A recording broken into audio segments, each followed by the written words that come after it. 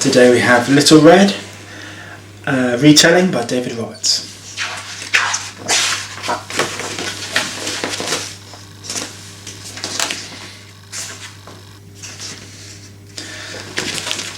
Little Red, a fizzingly good yarn.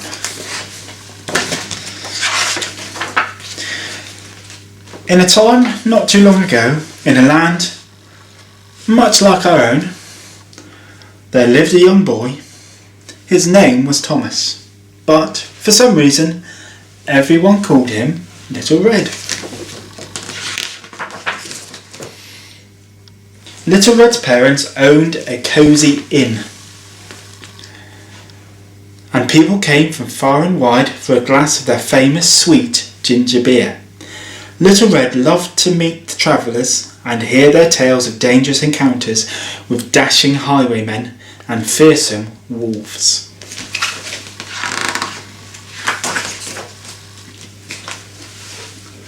One day, Little Red was getting ready to visit his grandma, as he did every week, with a basket full of delicious treats and a week's supply of ginger beer.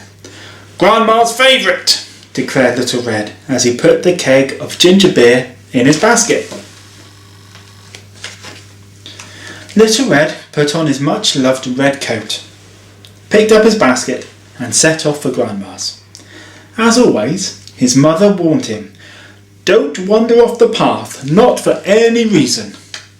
For everyone who knew that a ferocious and hungry wolf prowled within the forest, and straying from the path would almost certainly mean being eaten. Little Red skipped along the path, unaware of the wolf was secretly watching him. "He would make a tasty snack," the wolf said to himself, drooling at the thought. Suddenly, Little Red had stopped and called out excitedly, "Red apples! I'll have some of them for Grandma."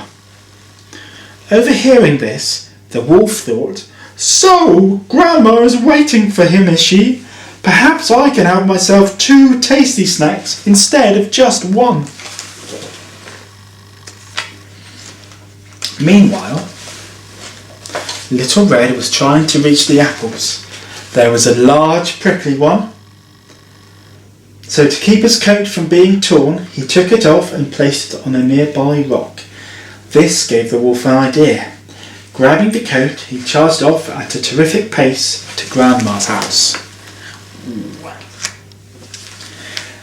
Reaching Grandma's front door, the wolf stopped and squeezed himself into Little Red's coat.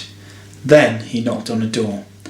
Grandma, who was very, very, very short-sighted, opened the door, saw the red jacket and said, "Come in, Little Red. Why don't we have us some ginger beer and a slice of cake?"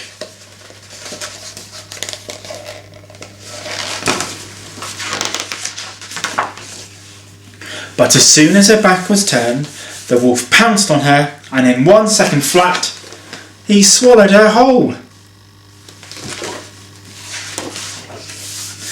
Now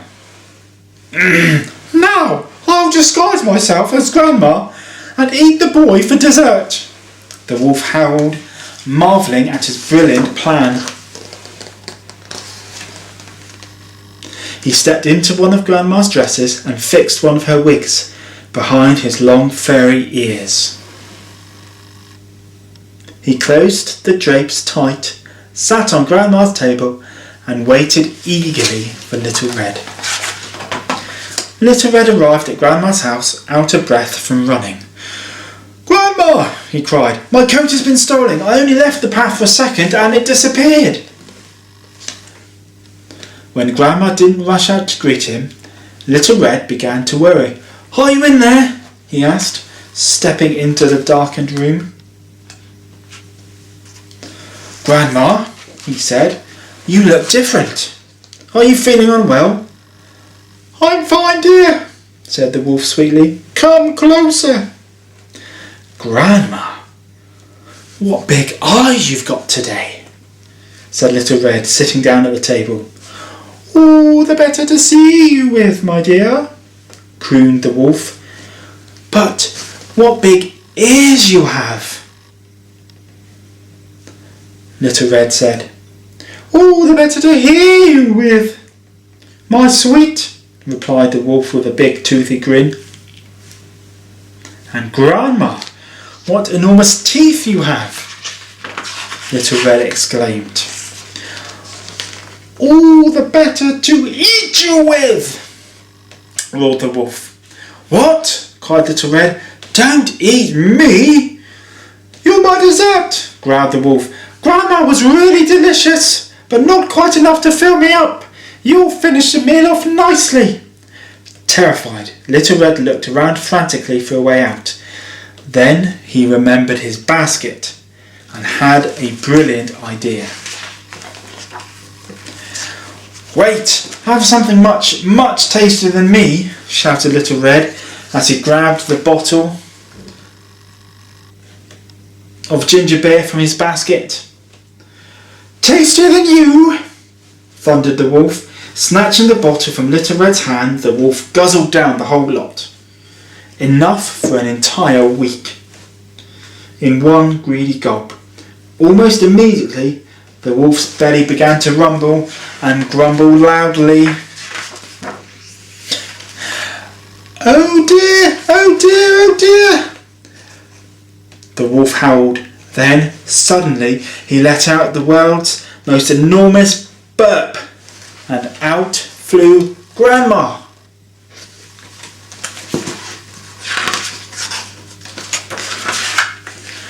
And the wolf tottered backwards, groaning.